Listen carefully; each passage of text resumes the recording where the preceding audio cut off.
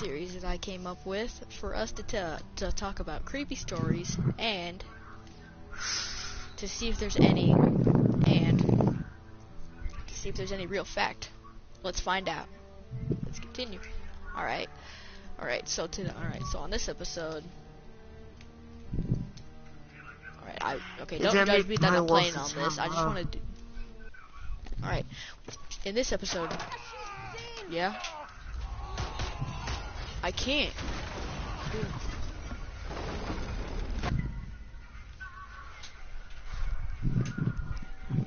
Alright, in this episode, we're talking about the Zodiac Killer. Alright. Alright, let's do this. Okay, alright, let's continue. Alright. In July of 1969, a letter arrived at the San Francisco Examiner newspaper containing those chilling words in a coded message. The sender, the soon-to-be notorious Zodiac, a serial killer who terrorized Northern California in the late 60s and early 70s, with the combination of grisly murders and bizarre public letters brimming with horrific threats, demanding demands, and mysterious ciphers teasing his identity. Okay, so if you're Kessler, can you hear me? If you're trying to tease your identity, took the folder with her. I'm coming back to the boat. That makes no sense. Why would you? Exactly. What? Well, maybe he was trying to, possibly, maybe he was trying to, fool him so he wouldn't get caught.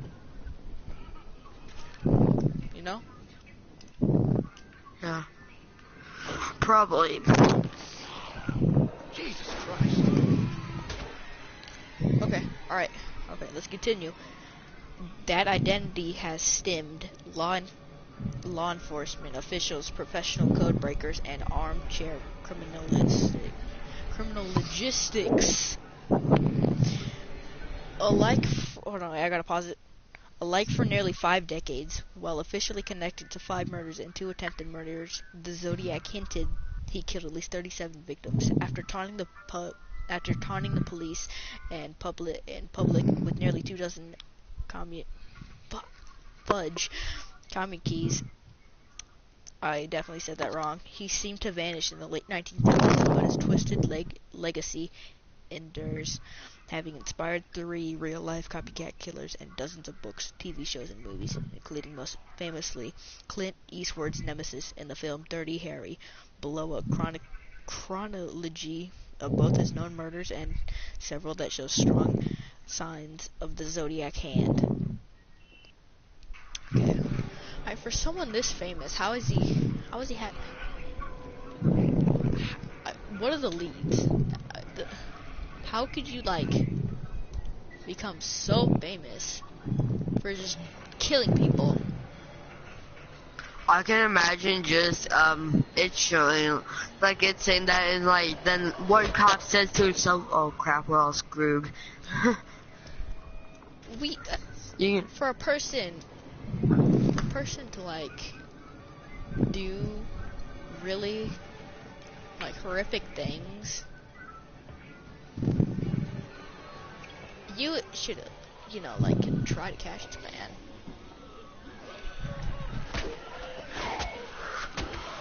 Yeah, I'll look up, something. Still alive? I'll scare it. Kessler, come in. You read? Scare it. Stories. Alright, let's continue. Okay. Alright, okay, go down.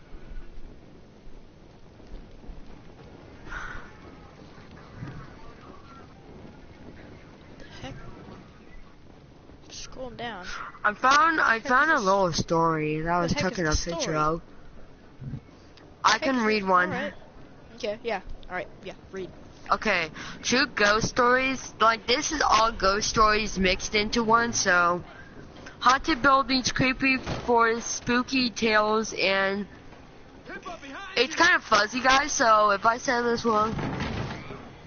Real, true ghost stories from the scariest places on earth. Are you a self-confessed freak? are there a few things you... Okay, this is boring, so...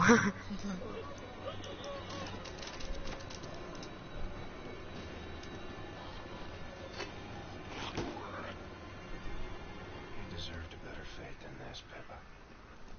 Okay. Gee, what the heck was that? Time out.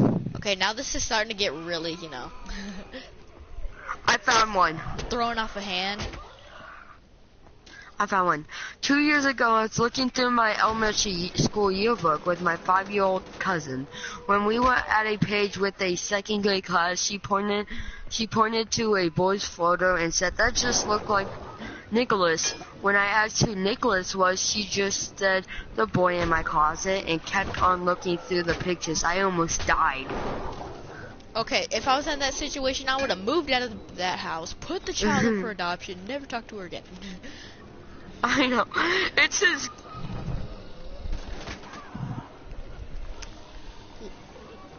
What'd you say, Broad? Okay, I found one. Another one. This has a Batman picture on it, which he's like... I was Alright, I gotta watching search some up- kids when Can I keep going? Yeah.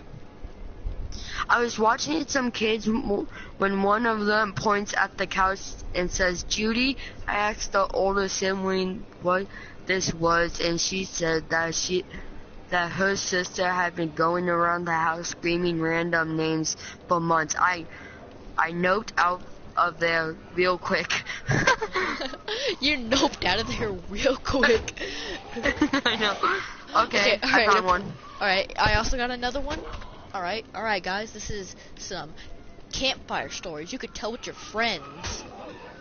You could tell to your friends around the campfire. Be running and I'll read mine. Alright, yeah. Alright, okay, alright, let's do this. Alright. It's the witching hour. On a dark or moonless night, you are huddled together with your friends around a campfire, taking turns telling stories. Someone has just recounted a particular eerie tale about an encounter with a ghost, insisting it was true. You sit quietly, staring into the flames, reluctant to let on that is actually made your skin crawl.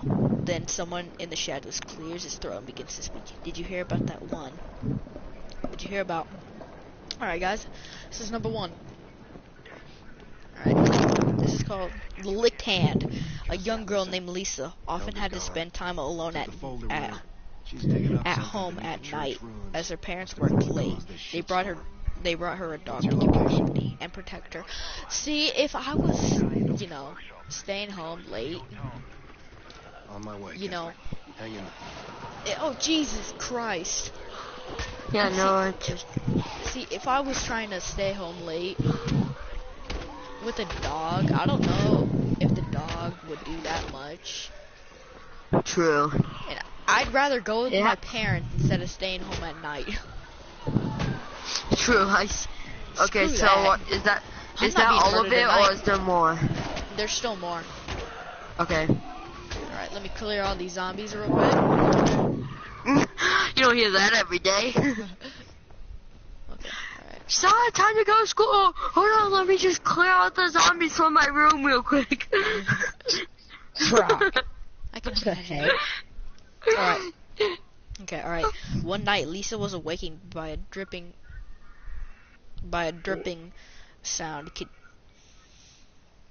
She got up and went to the kitchen to make sure that the tap was off. As she was getting back into bed, she struck her hand under the bed, and the dog licked it. Okay, well, so far this seems pretty normal. I know. She felt a leaky sound. The dog probably peed on her hand. In that case, alright. That's case. Oh crap.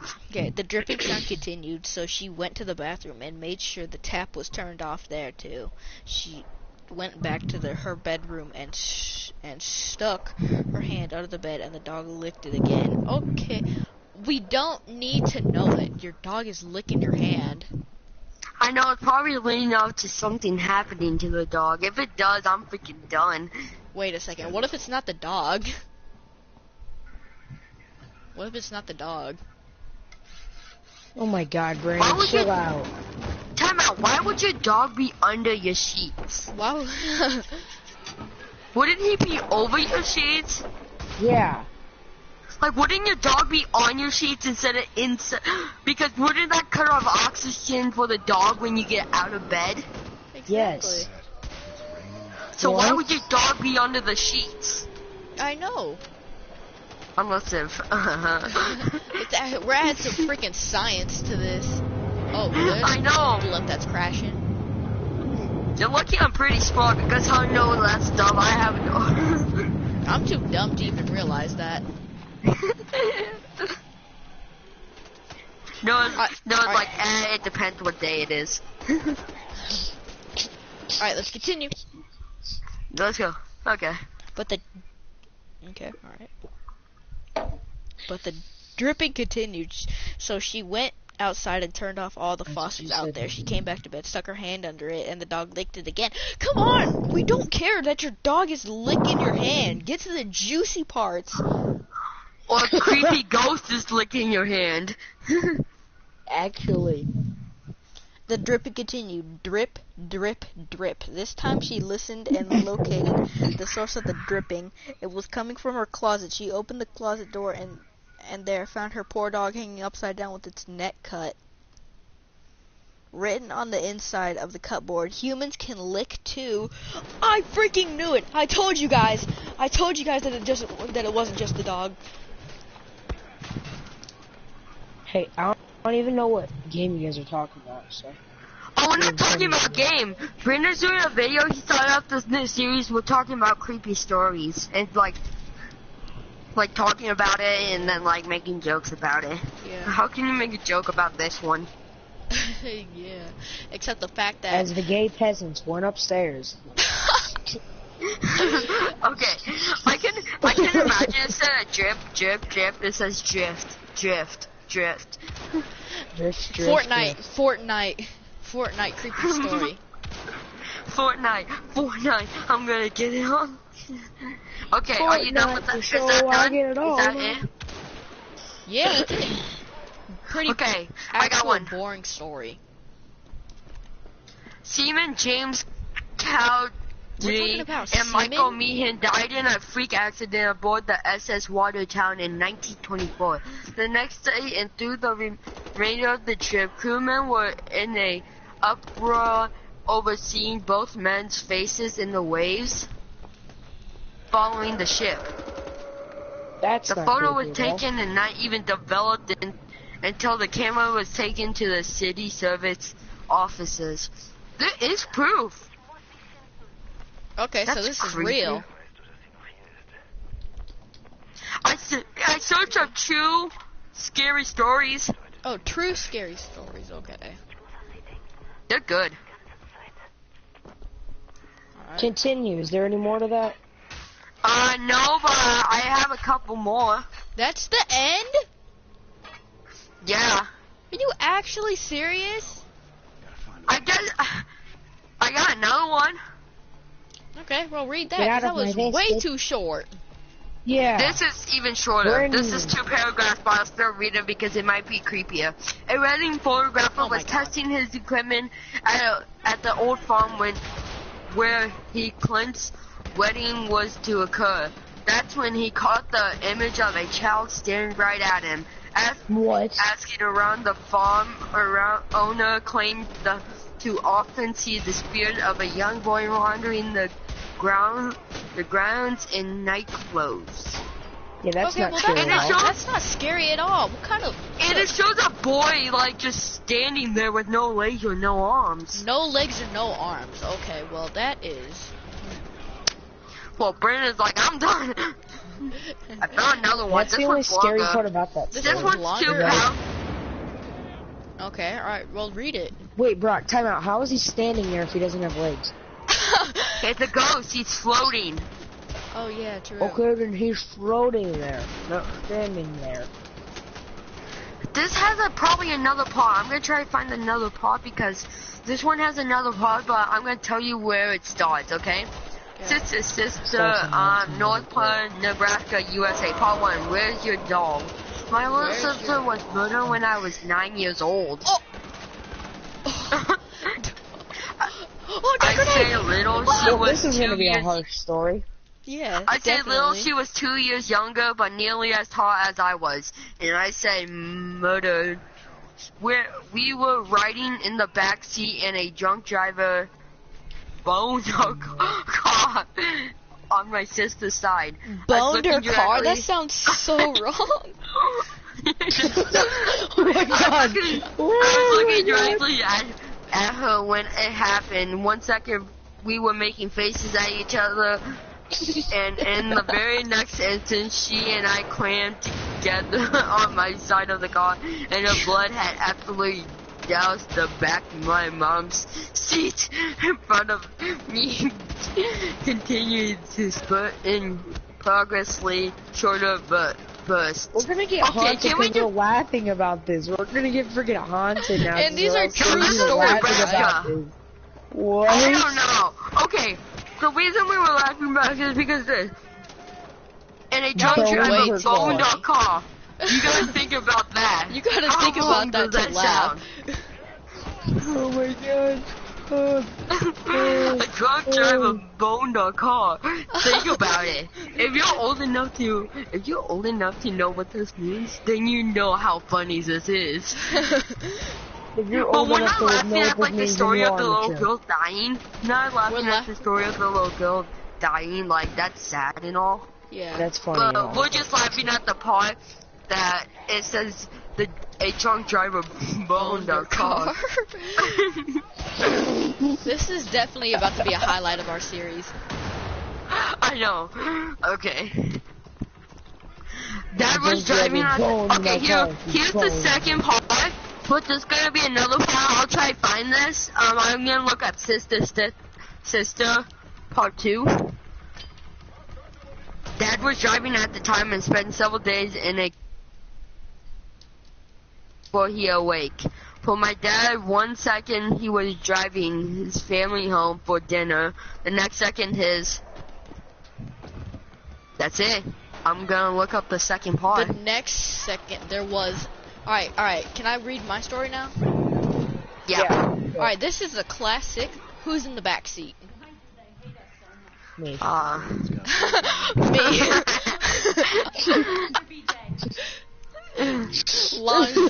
Make a long story short. Who's in the back seat? Me. Alright, who's hiding in that? Who's not hitting, hiding in that back seat? One night Who's a woman hidden went in out. that back seat? Oh my god. One night a woman went out for drinks with her girlfriends. She left the bar fairly late. Okay, alright. Girlfriends. Whatever would happen to me, I would find a way back to her. Okay, go by girlfriends yourself. for alright. them Alright, monsters so if out you're a there. Oh girl, my you gosh. call like a group of people your girlfriends. That's like a very close group of friends. Okay. Yeah, I know. I was laughing about it because like, with your girlfriends. Les. She left the bar fairly late at I night. was like, you freaking Les. You Les Tez. You Les. Alright, she noticed a pair of headlights in a rear view mirror approaching at a pace just slightly quicker than hers. As the car pulled up behind, as she glanced and saw the turn signal on She the car. clamped her butt cheeks together. She clamped her butt cheeks. Okay, stop. She glanced and saw the turn signal on. The car was going to pass when suddenly it swerved. Hey guys, you guys want to watch me swerve? Kyrie Irving Behind be her. swerving. Pulled her dangerously. What the heck? Hey, I'm driving a 4-wheeler in Fortnite. That's why I'm going. The car was gonna pass when suddenly it swerved back behind her, pulled up dangerously close to her tailgate, and flashed its lights. Now she's getting nervous. You are The lights- You are dangerously Okay. close, just how I like it. Yeah. Oh my Did they god. not make? Did they not make the second one? Now she was getting nervous. The lights dimmed for a moment, and then the brights came back on the car behind her. Behind her, surged forward. The frightened woman struggled to keep her eyes on the road. Finally, she turned onto the exit. The car continued to follow, flashing its lights periodically through every spotlight in turn. The car followed her until she pulled into her driveway. She figured her only hope was to make a mad dash into the house and called the police. As she jumped out of her car, so did the driver of the car behind her, and he screamed, "Lock the door and call the police. Call 911. When the police arrived, the horrible truth was finally revealed to this woman. The man in the car had been trying to save her. As he pulled up behind her, as his headlights illuminated her car, and he saw the still hote. What? How do you pronounce that? Of a man with a butcher knife rising up of the sea. That's weird. That's the end. Attack her. So is that it? I found one. And you wanna know where it is? Where? Yep. If it's in Washington, Illinois, I'm gone. It's the first place of everyone's childhood. Toys R Us. Oh God! Can I get a rip in the chat for that place? At Washington, Illinois. I'm just kidding. There's not even a Toys R Us here. Washington, Illinois, you high piece of crackle. I know. I'm just kidding. At a Sunnyvale, California Toys R Us. Strange things had been going on for a long time. While objects moving. What kind of strange things in a Things kid's falling store? off shelves. What kind of strange A paranormal research team was called in to investigate, and upon talking, this is unscary because the paranormal research team. I just The accidentally. infrared So photo, unscary, it seems that Brandon. culprit It's so was caught. unscary. The man leaning against the wall wasn't there, and he's dressed awful old-fashioned. Old fashion, mate. He looks. He has one of those big old fluffy beads and those old guy glasses. A Nightmare on Elm Street. Oh, I love that. Oh, yeah. Eden's dying on Friday the 13th because What? Nightmare on Elm Street. Oh, Street. he lives on Elm Street. Well, I found another one that's called Door Handle. Alright, I got another one. Some things are better left unseen. Read it. I want to see it. True that, but... That is definitely true. Your parents in the bedroom.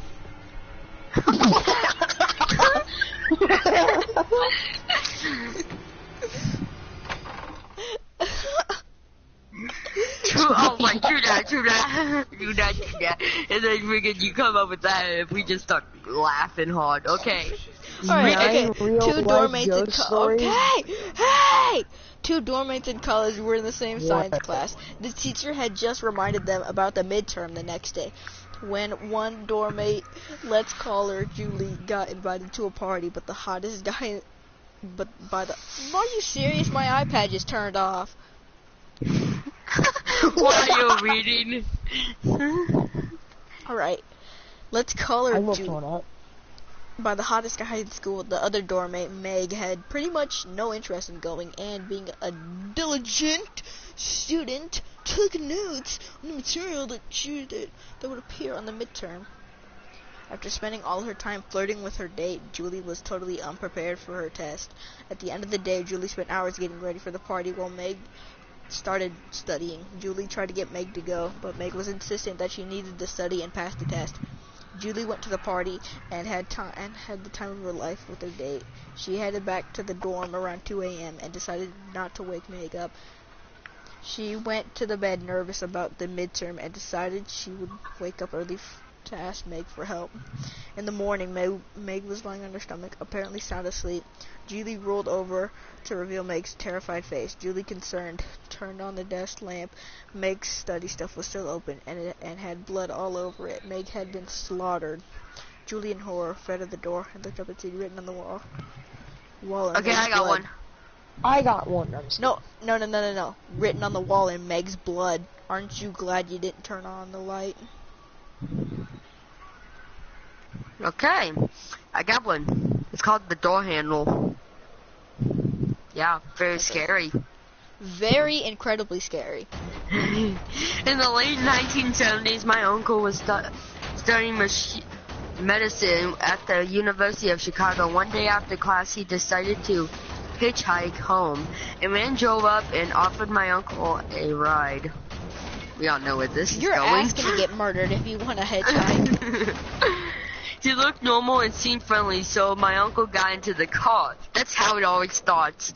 Got into the car, think that they're normal and friendly.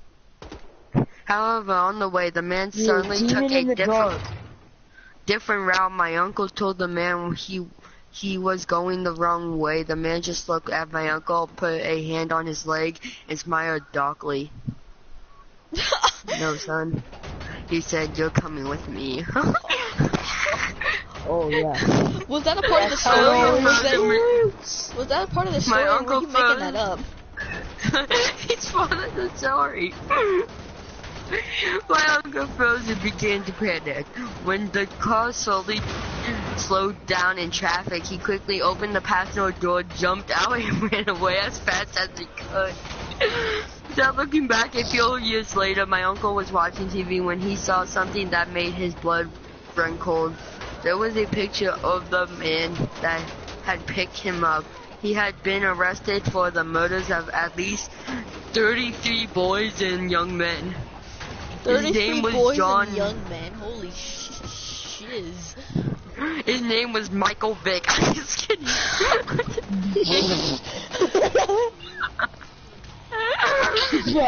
just kidding. Oh my god.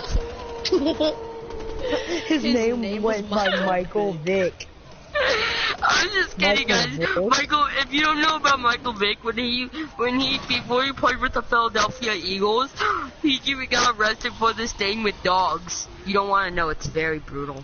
I want to know. He made his dog start fighting. He had two pit bulls and he made him fight. Yeah. I'm putting money on the right one. He got arrested for that. Okay. How? This may or may not be another joke. His name was John Elway.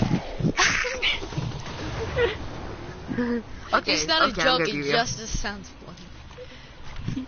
His name was John Wayne Gacy. Oh, so the guy is a clown.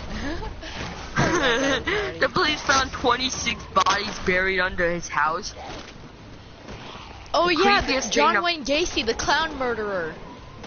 The creepiest thing of all was that he had removed the handle on the passenger's side door of his car to prevent his victims from escape. Dude, I hope you know, he worked as a clown and he went to kids' birthday parties. Well, the person's uncle is lucky that he didn't think of that way earlier.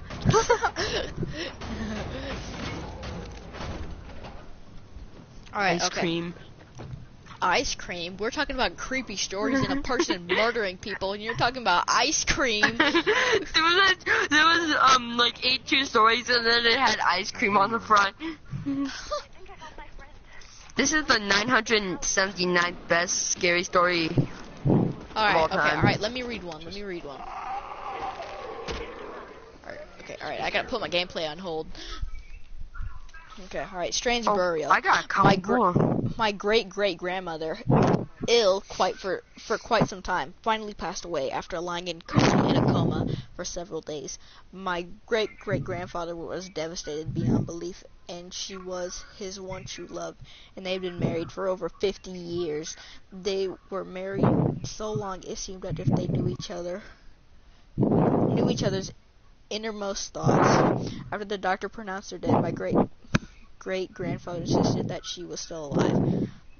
They had tried to pry him away from his wife's body so that they could ready for her for burial. Back in those days, they had backyard burial plots and did not drain the body of its fluids.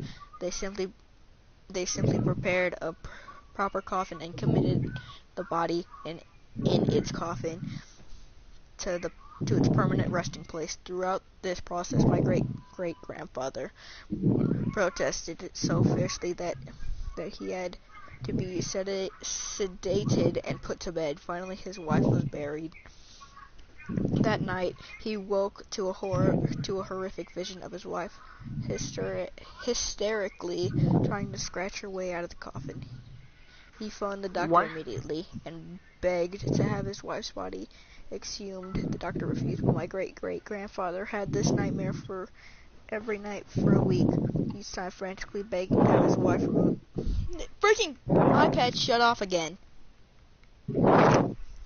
Removed from the grave. Finally, the doctor gave in and together with local authorities examined the body. The coffin was pried open to everyone's horror and amazement. My great-great-grandfather's nails were bent back. There were bloody scratch marks on the inside of the coffin. That's it. Creepy. That was actually like the one that actually made me like shiver a little bit. Yeah, I got one. There was a hunter in the woods who, after a long day of hunting, was in the middle of an immense forest. It was getting dark and having lost his bearings. He decided to head in one direction until he was cleared of the increasingly oppressive foliage. After what seemed like hours, he came across a cabin in a small clearing. Realized how dark it had gone. He decided to see if he could stay there for the night. He approached it and found the door ajar. Why the heck would you want to stay there? Inside. The hunter flopped down on the single bed, deciding to explain himself to the owner in the morning. Okay, why would you just go into a random house that has no owner in it? He could be hiding with a knife. I know. Probably saw the hunters waiting. Yes. Walk in. Fuck yeah. Alright, let me hide. As he looked around the inside of the cabin, he was surprised to see that the walls adorned by several portraits, all painted and incredibly detailed. Without expiration, they appeared to be staring down at him. Did you guys hear that? Hear what? The paintings were staring down at him. Oh, that's weird. Their features twisted into looks of hatred and malice. Staring back, he grew increasingly uncomfortable, making a concerted effort to ignore the many hateful faces. He turned to face the wall and exhausted, he fell into a restless sleep. The next morning, the hunter awoke. He turned blinking in unexpected sunlight. Looking up, he discovered that the cabin had no porches, only windows. He was definitely smoking something funny.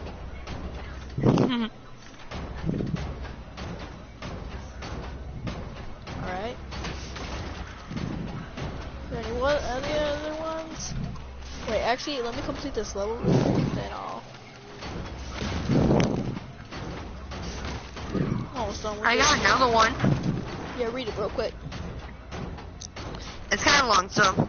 Wait, actually, no, I already got it. Okay, alright, this one is Attack of the Hook, man. A teenage boy drove his date to a dark and deserted lover's lane for a makeout session. After turning on the radio for mood music, he leaned over and began kissing the girl. Ooh. Are you sure this is scary?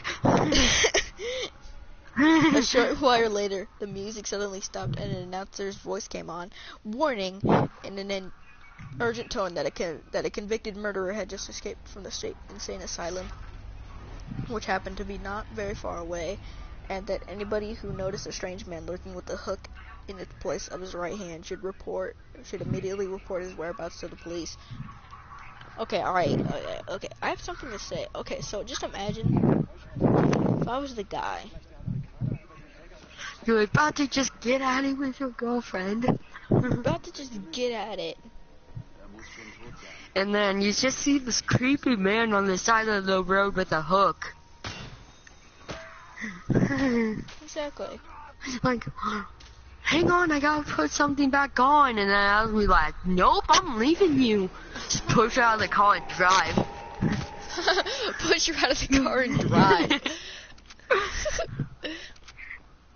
Wait, if this was if this was like a little while ago, I could just imagine like you push her out. I'm getting out of here. The car goes like freaking 4 miles an hour. There was freaking a scooter. It's a scooter. Get off my scooter. No, Alright, I'm getting out of here. He freaking gets out of his car, he looks in his trunk, finds a freaking scooter in there, just put it down, and you just go away. Bye bye. And your girlfriend doesn't even know how to drive a car. I don't know how to drive a car, that's why I'm leaving you. There's millions of cars, there's like a ton of cars around him, around it. Pick one. There's like a ton of nice cars around. Pick one. I don't know how to drive. Well, sucks to be you. Pick one. Okay, I'll pick that one. There's no engine in it.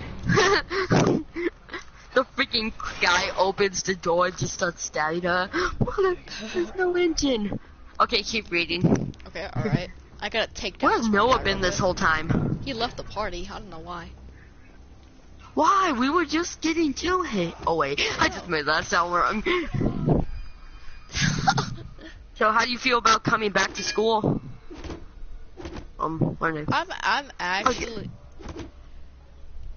after like not being at school for. All right, let's continue.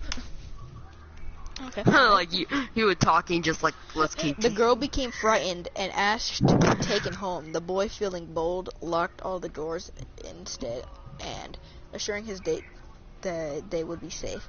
Attempting to kiss her again, she became frantic and pushed him away, insisting that they leave. The boy finally jerked the car, oh, Jesus Christ, doesn't sound right, into a gear and spun its wheels as he pulled away. When they arrived at the girl's house, she got out of the car and, reaching to close the door, began to scream uncontrollably. The boy ran to her side and see what was wrong, and there, dangling from the door handle, was a bloody hook. So is that it? Yeah. Hold on, let me pause this and turn my phone back on.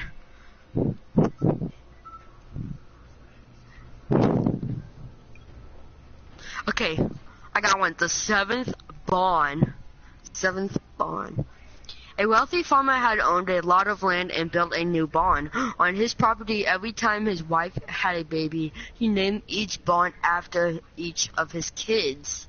And by the time the story takes place, that they had 6 kids and were expecting number 7, but the farmer's wife died in childbirth, and so did the unborn baby. The farmer went insane with grief. They say the farmer in his madness took an axe one night and led his children out to the barns one by one and murdered them. Oh. He buried the bodies in the 7th barn. It was in the 7th barn that the farmer hung himself eventually, as the story goes. All the barns were torn down and the land was sold off. He all expected for number 7 nobody would buy the land because of what had happened there. It was abandoned and soon fell into despair. No one was ever really sure where the 7th barn was located. It was definitely in Ohio in 1997. An Ohio teacher claimed that he had found the famous barn's real location. The teacher pinpointed the location because barns of child engraved on them.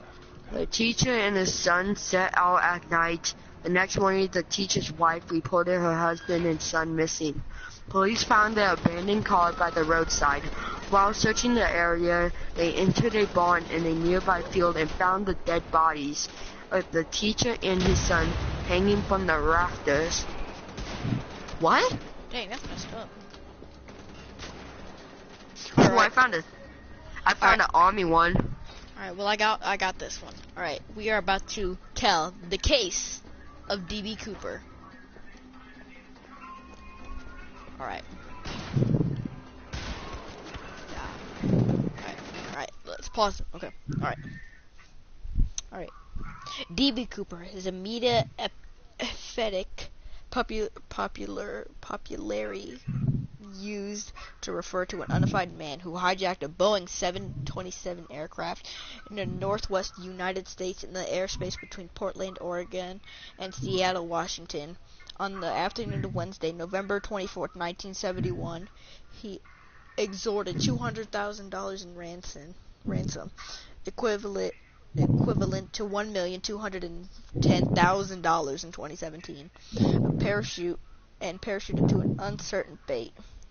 Despite an extensive manhunt and protracted FBI investigation, the perpetrator has never been located or identified. It remains the only unsolved case of air conspiracy in commercial aviation history. Okay. So this man just wanted $200,000 or $1,210,000. Does anybody? How do you like just let yourself be robbed? You can't just like fight back or anything.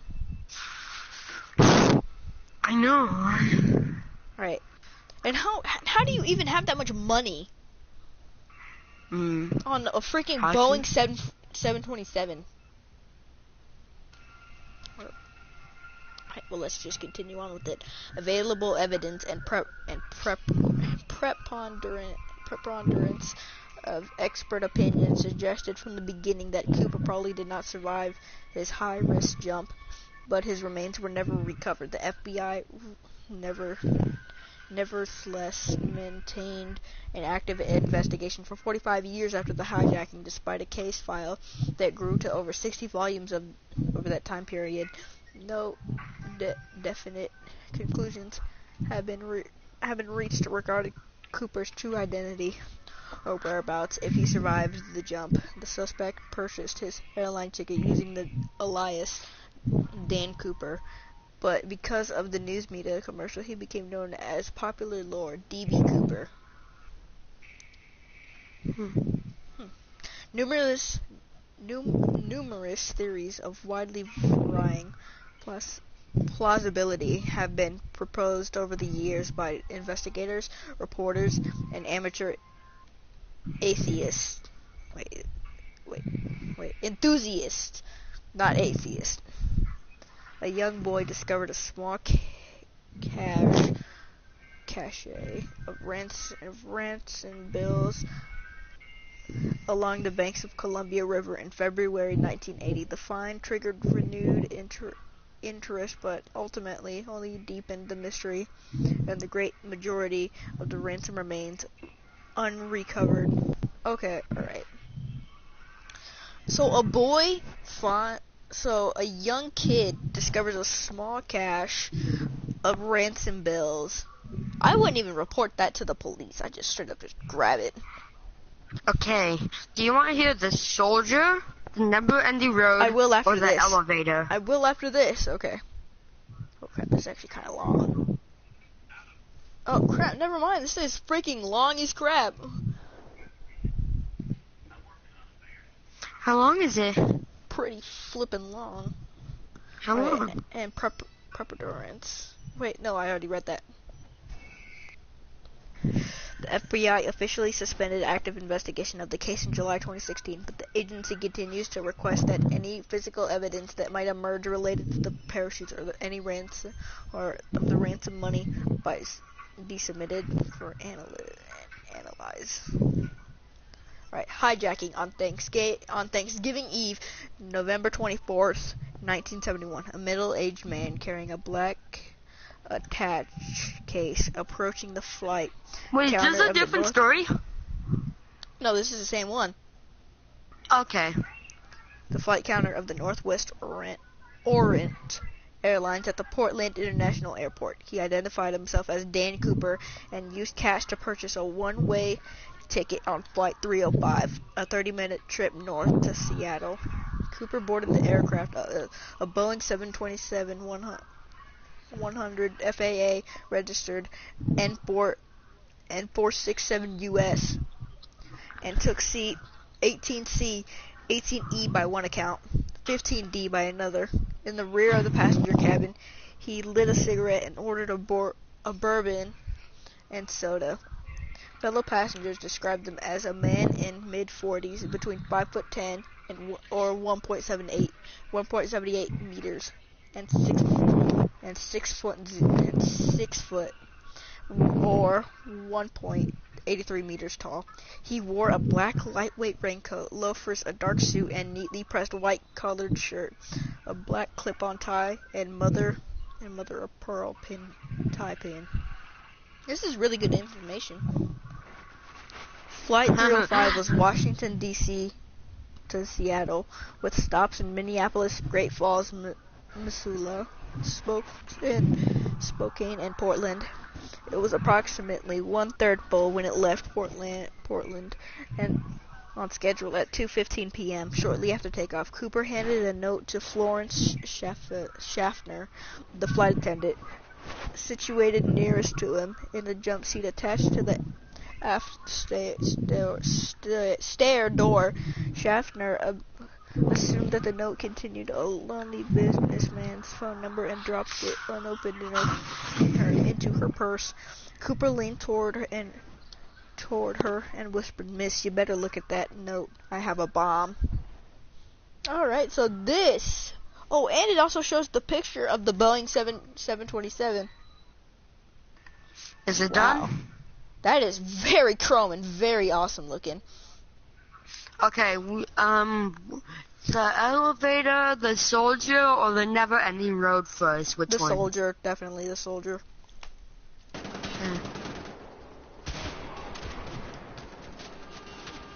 Okay, here we go. A story is told about a soldier who was finally coming home after having fought in Vietnam. He called his parents from San Francisco. "Mom and Dad, I'm coming home, but I've heard this before. I know what this is. I have Brock, I a know favor what this to is. ask. Brock, I know what Okay, you want Yeah, to I know know what what this you is. want? Me Yeah. read a different one? No, I'll just tell the rest. Alright, so this is pretty much Alright, so this is actually a pretty sad story. So he said he asked his parents a favor, and that favor was that he wanted to bring home a friend, but the thing was, he was crippled. He was missing one arm and one leg.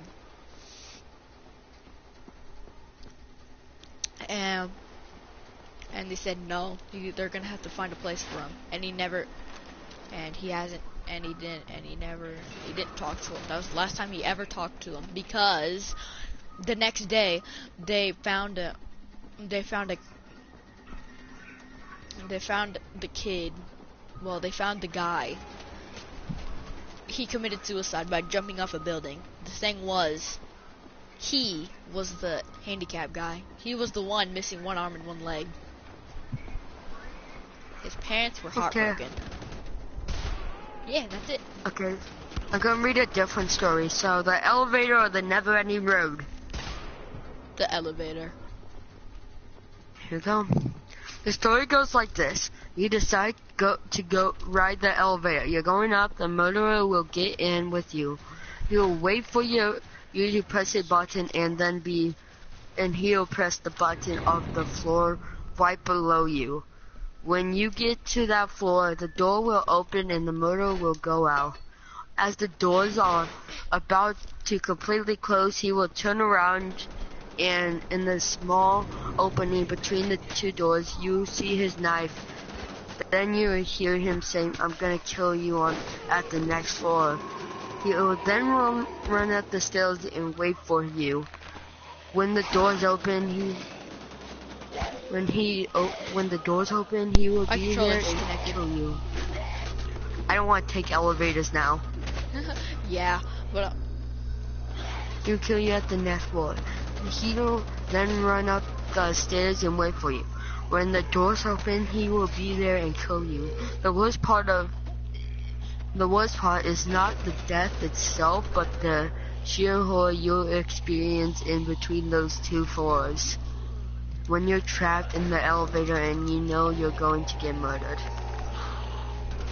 Okay, creepy story, definitely. Alright, let's continue reading this.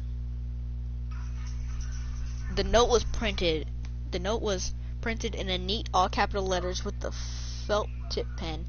Its exact wording is unknown because Cooper later reclaimed it. But Schaffner recalled that the note said that Cooper had a bomb in his briefcase. After Schaffner read this note, Cooper told her to sit beside him. Schaffner did as requested, then quietly asked to see the bomb. Cooper opened his briefcase long enough for her to glimpse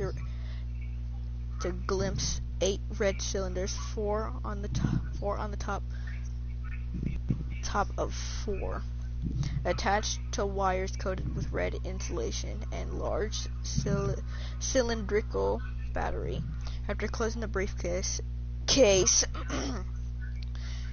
stated his demands: $200,000 in negotiable American currency, 4 parachutes, 2 primary and 2 reserve, and a fuel truck standing by in Seattle to refuel the aircraft upon arrival.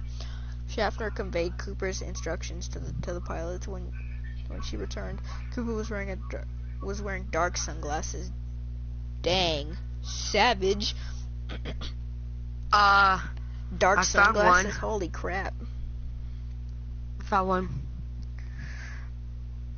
But at this time, he'd probably, if this was 2018, he'd probably, have headphones in, playing Spotify playlist of epic music, and then he'd have like one of those hoverboard thingies.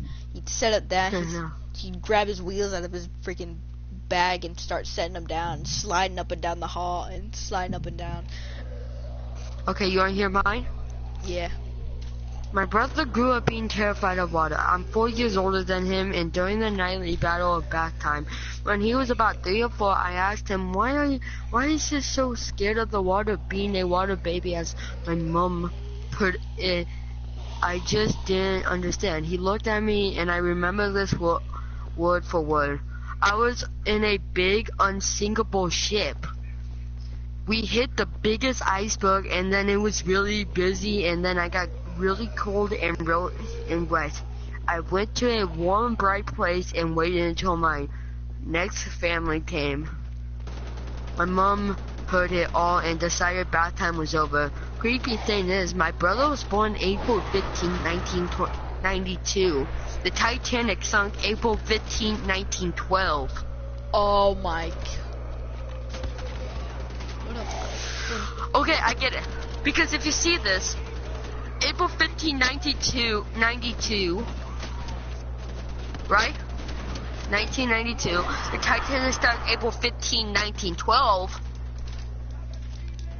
1900, same thing. April 15, same thing. But how many years is that? That's like 80 years. Yeah, close to that. So that's why I don't get it. Okay, that story was kind of short, so can I just read another one? That was his past life. Yeah, I think I'm done with the D.B. Cooper case. It's pretty creepy. I'll read this. It's not creepy, it's just super long. A car one or the never-ending road? The never-ending road. Okay, let's do this. In Corrin, California, there once was a road known by most locals as the Never-Ending Road. Specifically, the road's true name was Lester Road. Now over 20 years later, the landscape of Corona has changed, and the Never-Ending Road is no more. However, years ago, Lester Road was an unlit road that people claimed became a never-ending road when driven at night. The people who made such a drive were never seen or heard from again. Dang. The legend became so well known that people refused to even drive Lester Road during the day. One night, like many teens, my age. I drove up Leicester Road, but only a short distance, and in my headlights, it did look like it went on forever. Frightened, I quickly turned around because if I continued up the road, I thought I might never return again. Perpetration of the legend convinced local law enforcement to investigate. Leicester Road took a sharp left turn at its end, and there were no guardrails. Beyond the curve lay a canyon, and on the other side of the canyon was another road that lined up so well with Leicester Road that when viewed from the correct angle, especially at night, the canyon vanished from sight and the road seemed to continue on up and over the hill on the other side of the canyon. Upon investigation of the canyon, dozens of cars were found fallen to their doom, with the decomposing bodies of their victims still strapped to their seats. Ugh. Creepy. Definitely creepy. Be honest, that was the creepiest one, probably. Yeah. Okay, you got another one? Here, read another one. I'm gonna search up, like, if any creepy stories during, like, school or something. Okay, here's the car one. A girl and her boyfriend are making out in his car. Ooh, I've been feeling. They had parked in the woods so no one would see them. When they were done, the boy got out to pee, and the girl waited for him in the safety of the car. After waiting 5 minutes, the girl got out to look for her boyfriend. Suddenly, she sees a man in the shadows. Scared, she gets back in the car to drive away. When she hears a very faint squeak. This continued a few seconds, and the girl decided she had no choice but to drive on. She hit the gas as hard as possible, but couldn't go anywhere because someone had tied a rope from the bumper of the car to a nearby tree. Well, the girl slams on the gas again and then hears a loud scream. She gets out of the car and realizes that her boyfriend is hanging from the tree. The squeaky noise was his shoes slightly scraping across the top of the car. Brock, I know this story. I've read it before. Yeah, this was actually on one of the things that I was reading off of. Alright, we got some World War II creepy stories up in here. Alright.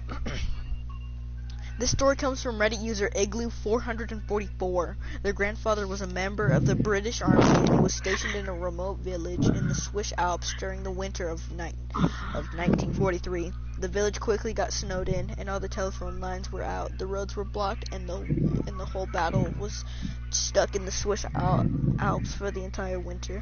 Most of the villagers only spoke German. Most of the troops only spoke English. So when the troops were called out to a bar one night, and the man began yelling, "Where take you?" the children at them, they were pretty confused. They rounded up a translator, took the man back to the base, where they told them that since their arrivals, several small objects had gone missing: a tarp, some wood, an axe like called a halberd, and then the children started disappearing. It had just been one child. They probably would have written it off as a weird or tragic accident. They were, after all, stuck in the mountains surrounded by snow and wild animals, but 3 kids. That was weird. Igloo444 writes, the captain told the village that he would continue to look into the matter and that he would begin sending some of his men to patrol the streets each night, looking for whoever or whatever was the culprit behind all the strange thefts and abductions. Later that night, Private Reginald disappeared from the barracks. Disappearing children was one thing, but a grown man, it seemed unlikely that an animal, even a wolf, could have taken down a healthy, full-grown man on its own. Naturally, rumors began to surface that there was some sort of monster living in the mountains. that came down at night to feast on occupants of the village, so they kept doing nightly patrols. One night, the grandfather and a few other soldiers see a person standing outside the windows of a darkened house. Peering into it, they shout for this figure to stay put. Instead, it takes off running. They gave chase. Eventually, it jumped into a hidden cave and began shooting at them. They returned fire, and when the shooting stopped, they investigated. They found Reginald in the cave, dead, surrounded by half-eaten children. So who is the culprit? I wonder. A random guy? Yeah. You know who the random guy could be? Nope. He could be the sergeant. Oh, Just here's a good one. I have one, but Ghost planes. At least it sounds like a good one. After World War II ended, many people saw ghost planes. These fighter aircraft would appear in the sky, then disappear without a trace. One scary story takes place a year after the attack on Pearl Harbor. The United States Army picked up an incoming plane on the radar. They sent a few pilots out to investigate. When they came back, the pilots said they had seen an American warplane, a P-40, Hold on. a P-40, isn't that like is that not even World War II?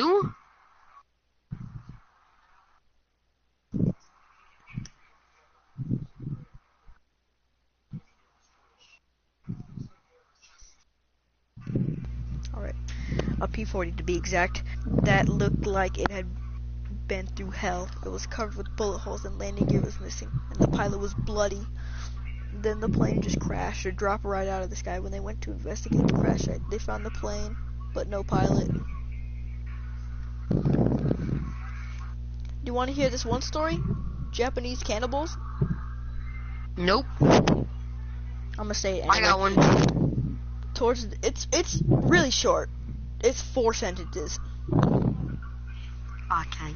Wait, no, this is just one sentence, 2 sentences. It's 3 sentences. Okay, towards the end of the war, Japanese soldiers in Singapore and New Guinea began eating captured prisoners of war, and it's not because they were starving. They were doing it simply because they could. Sometimes the prisoners were dead when the Japanese began to hack off their flesh, but sometimes they were still alive. That's even more brutal that they were alive. I know. Would they like start eating them like zombies when they were still alive, or would they kill them and then eat them?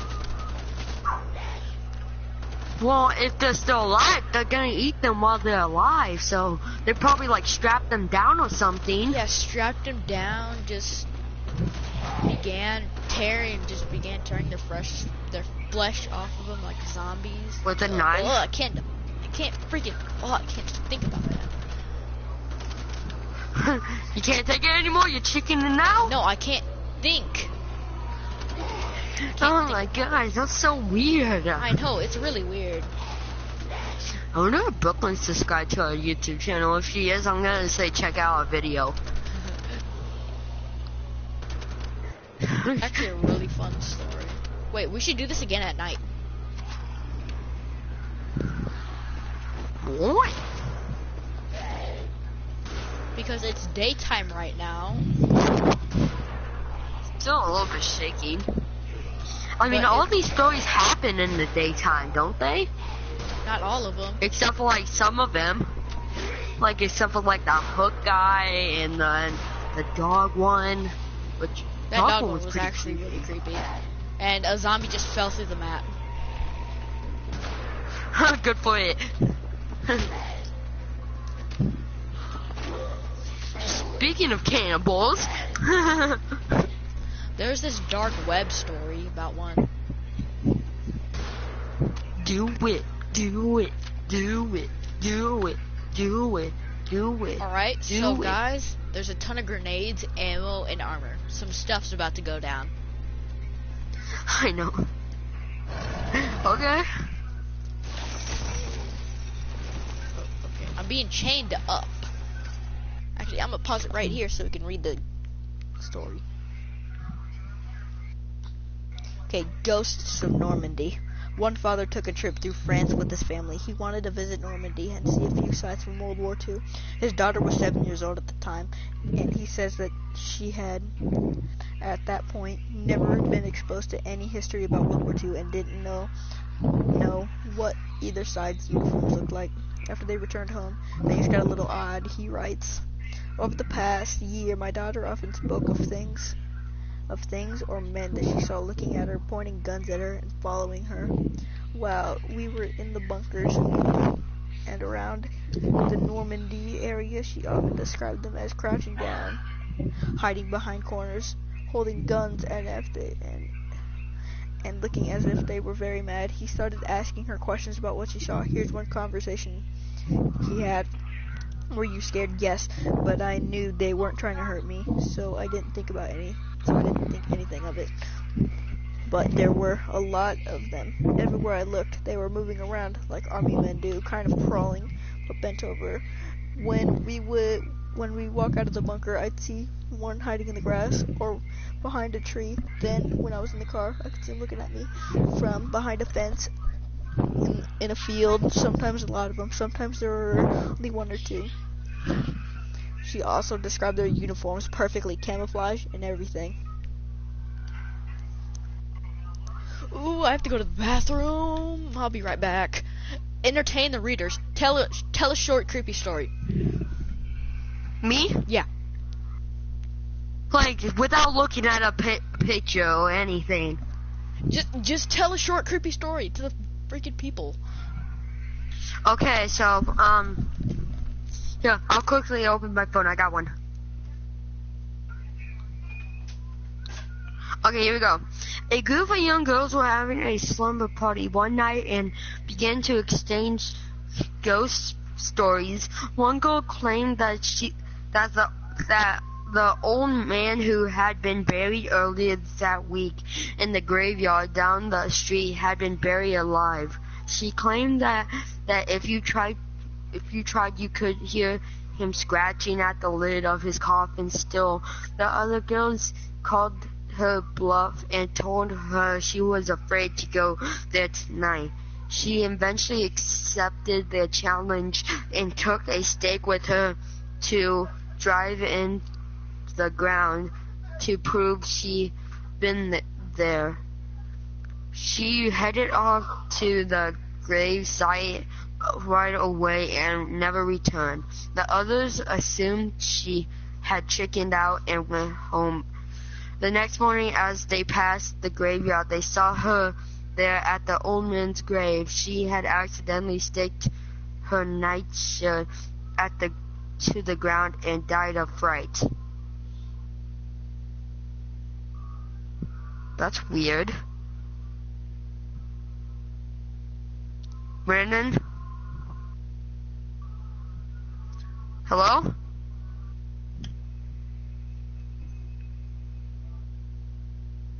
Hello?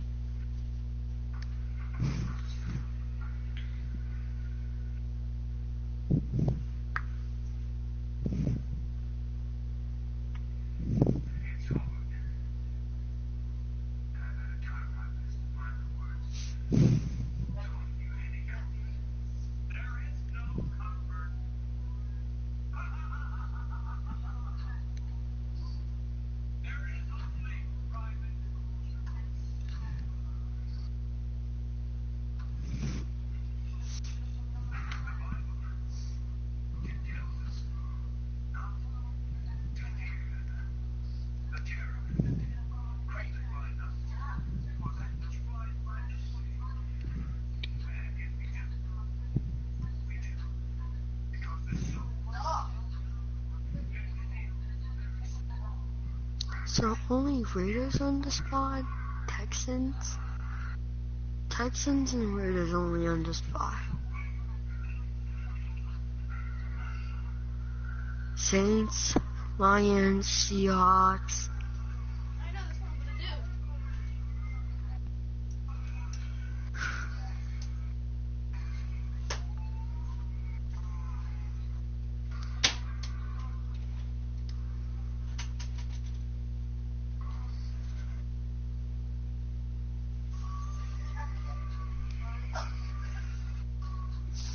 Alright,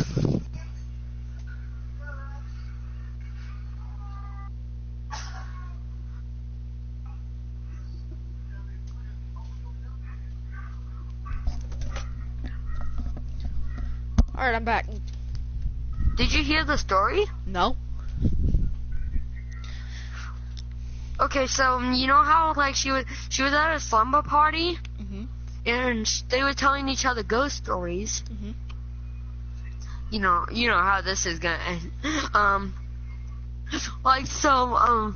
She told that an old man was buried alive, and you could hear it splashing. They were saying they bluffed, and then they told her to go over there and to prove, and she took a like a thing to prove that she was there, and then she never returned, and they thought they bluffed. So when the next morning they walked by the cemetery, and they saw her staked to the ground, like her show was staked to the ground, and she died of fright. How do you die of fright? I guess if you like freak out too much, like you might not be able to breathe. Or you could, possibly have a heart attack. Probably you just can't breathe. Mm-hmm. Well, that's the end of the video. Yeah, it actually is. Alright, that's the end of the video. I hope you guys enjoyed this. Us telling you about some creepy stories. No, definitely. It's gonna be later at night. Alright, thank y'all for tuning in. Love you guys, no homo. And I'll talk to you all in the next video. See ya.